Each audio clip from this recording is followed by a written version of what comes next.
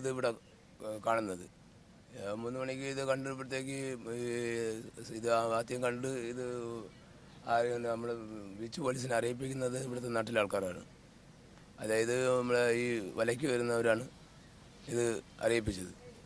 അതിനവസാനം ഒരു 7-8 മണിക്കകത്ത് വെച്ച് ഇവിടെ ബീച്ചിലെ പോലീസും ഈ നാട്ടിലെ നല്ലവരായ കുറേ ചെറുപ്പക്കാരും എല്ലാം കൂടെ ചേർന്നാണ് അതിനെ നമ്മൾ വെള്ളത്തിൽ നിന്ന് നീന്തി പിന്നെ വടം കൊണ്ട് കെട്ടി അതിനെ നമ്മൾ ഈ കരയിൽ കൊണ്ട് എത്തിച്ചത്. പക്ഷേ ആ കഴിഞ്ഞ് വരുമ്പോഴത്തേന് ഏകദേശം പാതിയോളം അത് പിരിന്നുപോയി, കെട്ടി പിരിന്നുപോയി. അതിൻ്റെ അവശതകളെന്ന് പറയുമ്പോഴത്തേക്ക് കുറേ പിന്നെ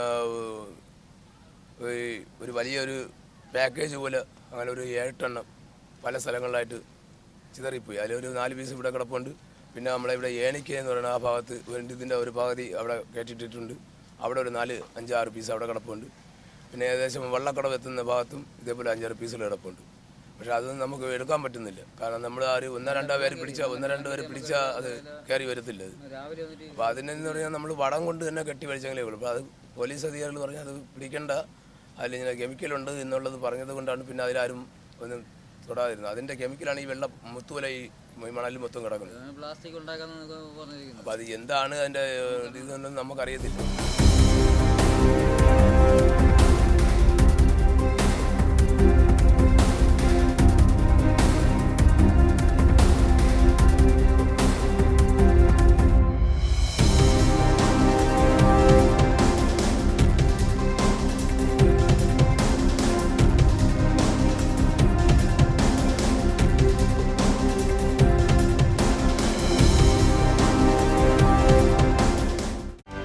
செய்திகளை உடனுக்குடனும் துல்லியமாகவும் தெரிந்து கொள்ள சப்ஸ்கிரைப் பண்ணுங்க.